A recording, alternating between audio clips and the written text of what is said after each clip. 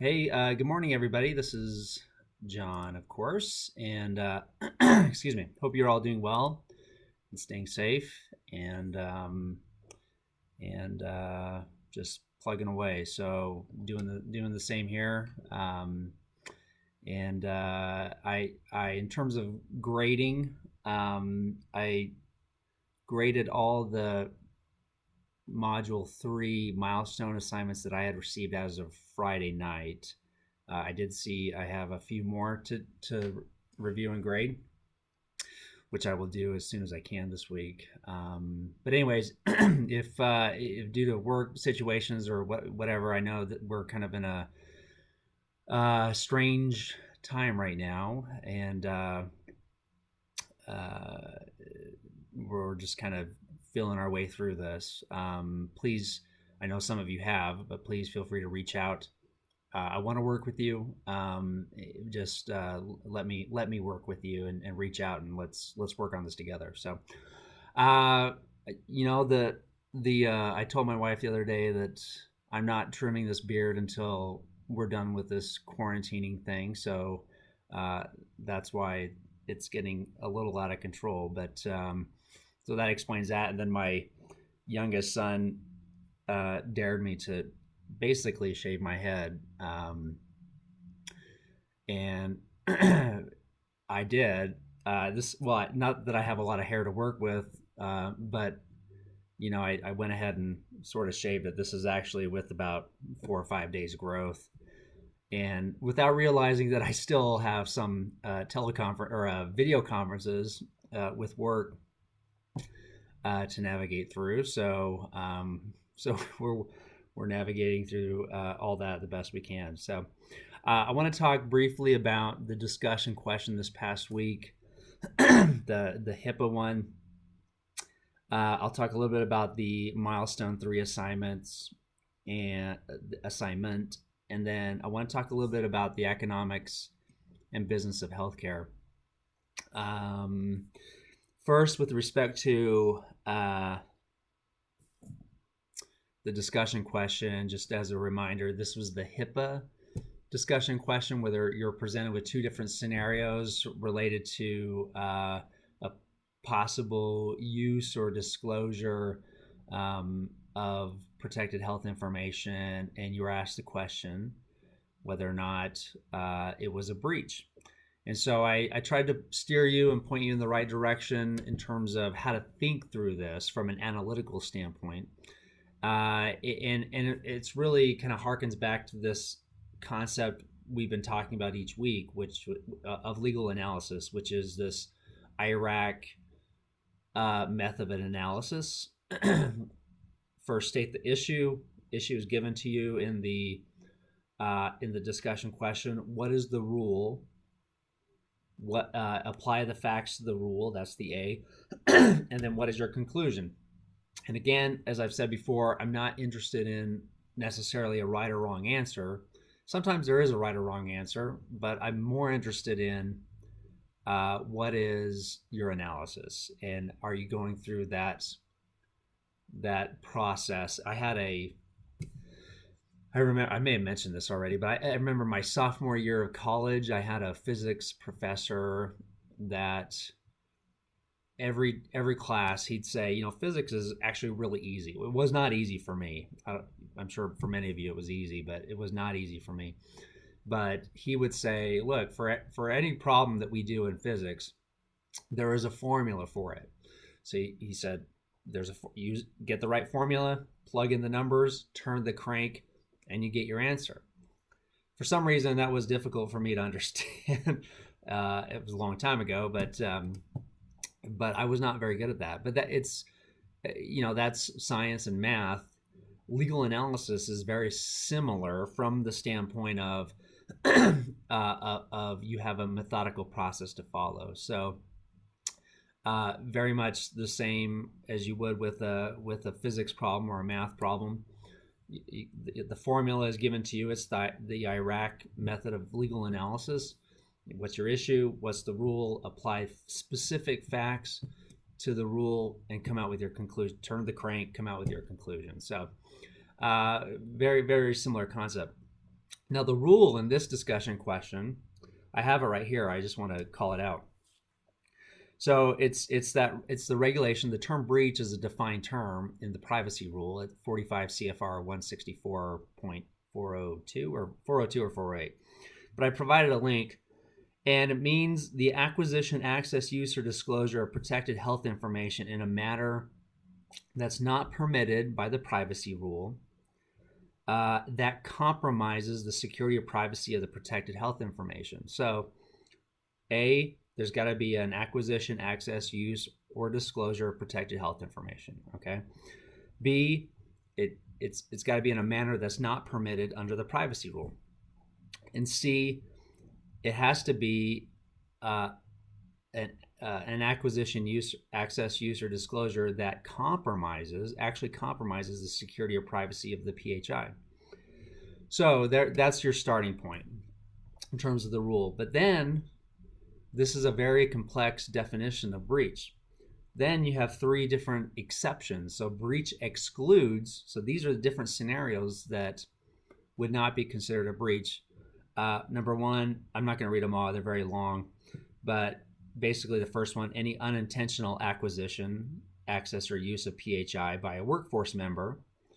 So an employee that unintentionally does it within the scope, it's in good faith, within the scope of his or her authority as a workforce member, would not be considered a breach.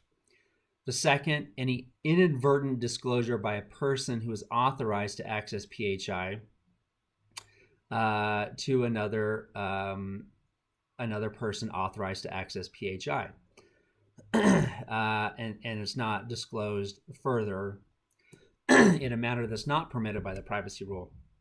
And third, a disclosure of PHI where a covered entity or business associate has a good faith belief that an unauthorized person to whom the disclosure was made would not reasonably have been able to retain such information. So those three are exceptions to the rule. So they wouldn't be considered a breach if one of those three applied.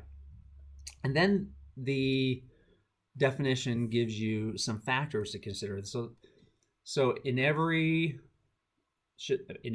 privacy HIPAA privacy policy of a covered entity, so any hospital, physician group, any healthcare facility that would be considered, any healthcare provider entity or individual that has a HIPAA privacy policy, in determining what a breach is, there should be some indication that a risk analysis is to be performed.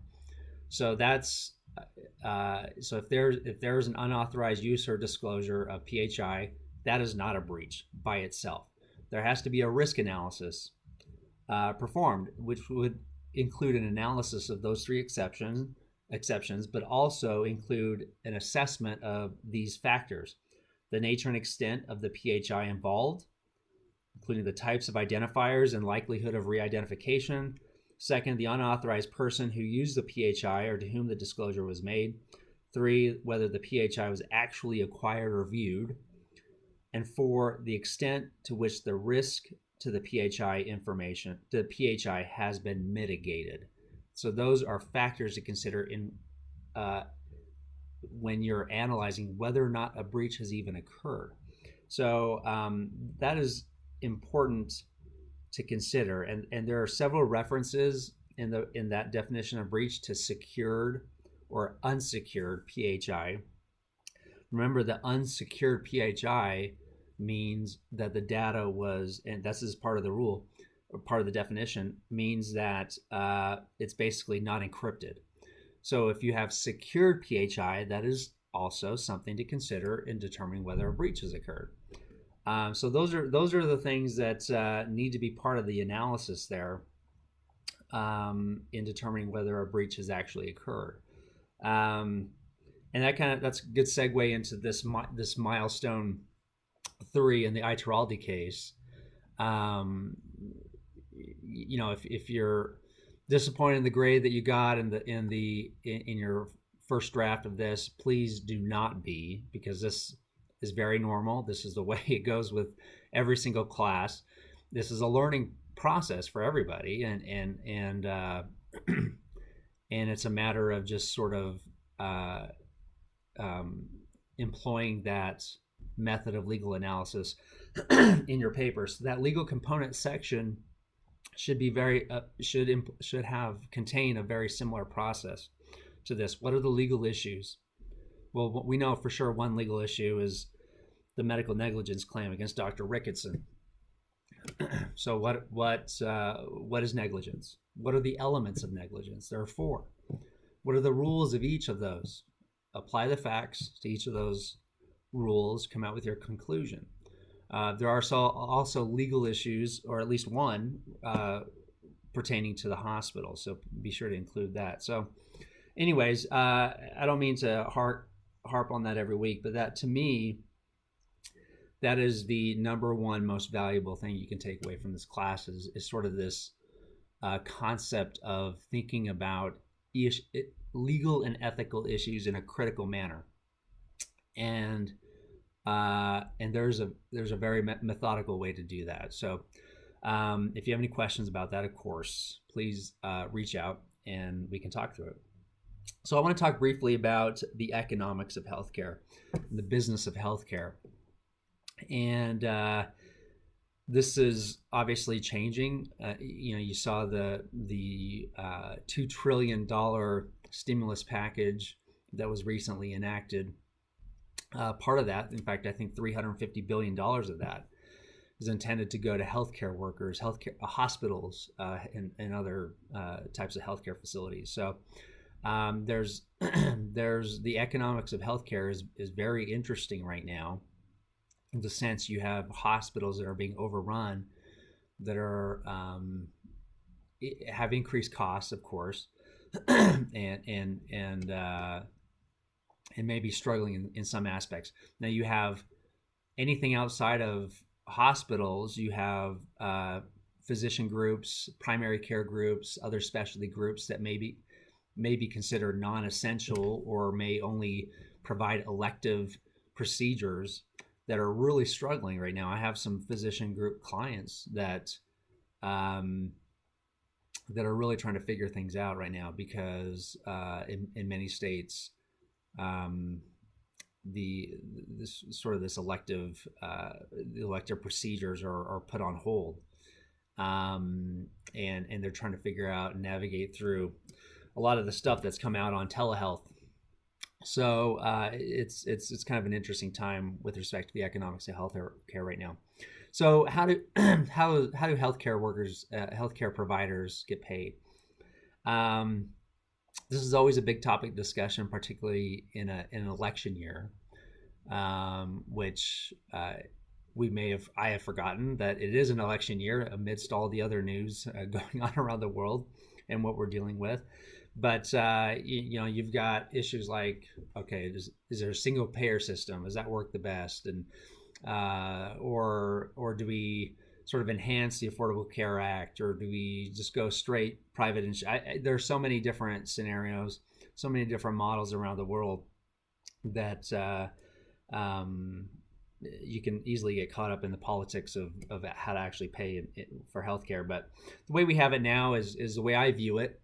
There's really two separate components. There's the private pay component, there's a government program component. So the private pay component consists of your employer group health plans, your self-funded ERISA plans. So as an employer that provides insurance can typically choose one of two options. They can self-insure, so they pay the claims directly, and when they do that, they normally will contract with what's called a TPA, or a third-party administrator, to do their utilization reviews, do their claim adjudication, and basically do all the administrative stuff. Or they can contract with a Blue Cross or a Cigna for a fully insured health plan, which means they're just paying premiums, and the insurer is the one that's actually paying out on those claims. So the other type of plan that I would put sort of in this category are the exchange plans, so the individual exchange plans, which are a product of the Affordable Care Act. That's sort of a quasi private pay government, not really government program, but government plan. Federal employees health benefit program is one that would go into government programs, but certainly administered by private contractors. But exchange plans is sort of that quasi program or plan. And then government programs like Medicare, of course, Medicaid, Medicare Advantage, all your managed Medicaid programs, TRICARE, the Federal Employee Benefit Health Program, which I just mentioned.